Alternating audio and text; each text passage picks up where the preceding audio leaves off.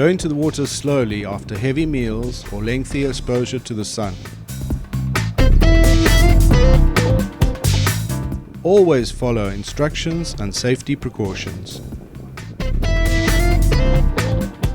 Don't jump into the water right after eating. Avoid overexposing yourself to sunlight. Don't go into the water if you're under the influence of alcohol or drugs.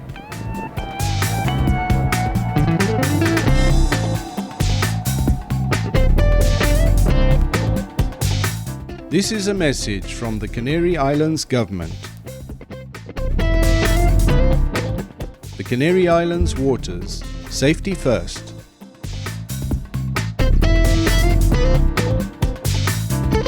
112, emergencias, dígame.